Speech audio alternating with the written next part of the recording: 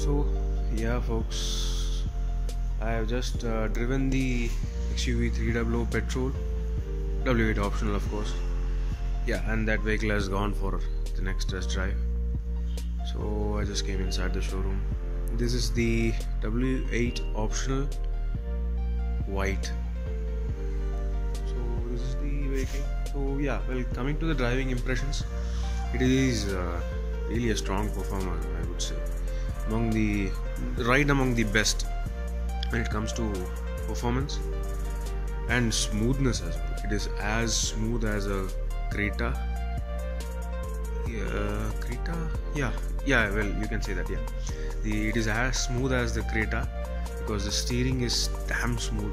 Suspension is really good, as good as the Nexon, I would say. Yeah, well, the engine noise is really contained. Like, the refinement is really impressive as well. First thing is the clutch is really damn smooth. It is damn good. It is as good as any Hyundai. You can just for the moment you can take a Creta. Like, it is as good as the Creta, as smooth as the Creta. So like you will never feel like you are depressing the clutch. It is as smooth, and there is a wee bit of initial turbo lag up till 1300 rpm, but after that this vehicle seriously takes off.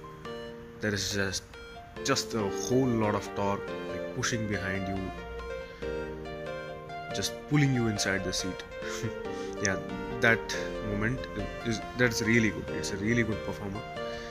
And well, there are 3 settings for the steering, like comfort, normal and sport. I couldn't show you that, the vehicle has gone already. And those settings, well, I don't know. I personally think that the steering feel, the variable steering feel, has to be inbuilt rather than being set by a button. But still, they work. There is a noticeable difference when you change the steering mode. Like, the comfort mode is seriously light. It is seriously light. Like, you can just use your small finger to turn the steering wheel. That kind of feel. Like, it is almost as good as driving a Nano. That is how the comfort mode feels. And the next mode is normal. Like, it is a bit heavier, a wee bit heavier. It is good for city usage rather than medium long distance usage. It's good. It's a normal setting. And the sports mode makes the steering even a bit more heavier than the normal mode. So like, you can enjoy your drives, long drives, twisty roads, mountain roads, country roads. It is really good, the sports mode. But yeah, well, I personally think that on high speeds, this artificial heaviness, I don't know, I have to get used to, but it is not as heavy as you would want it to be. Even on the sports mode, it feels a bit light only. But it's good. It's nowhere as bad as the old Hyundais or yeah, not as bad as the old Hyundais, but it's really good. Well, and going by the comfort on rough roads, like we took it into a rough ground full of like pebbles and stones, and the suspension is really good. I mean, as good as the Nexon, because yeah, I think both the cars have the similar setup. Like, front suspension are McPherson and the rear are semi-independent ones, coil springs. So the ride quality is almost similar. Both have a firm side to their ride, but both are really good at handling rough stuff. Like, not much gets filtered inside their cabin. So it is a really relaxing experience. And yeah, well, another thing I felt good is like the visibility. It's good. I mean, I personally set the seat to a much lowest position, but still the visibility is good apart from the thick C pillar. It's good though. The performance is really impressive. I'm damn. It is I would say that it's better than the Nexon's 1.2 turbo petrol.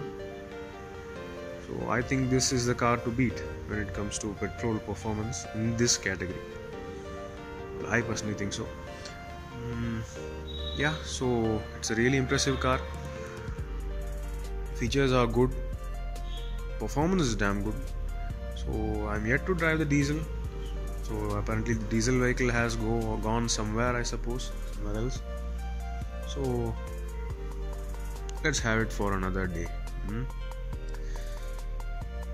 But it's really good vehicle.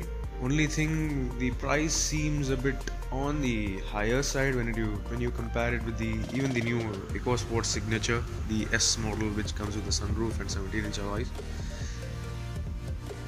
But I don't know. It's up to you how you decide.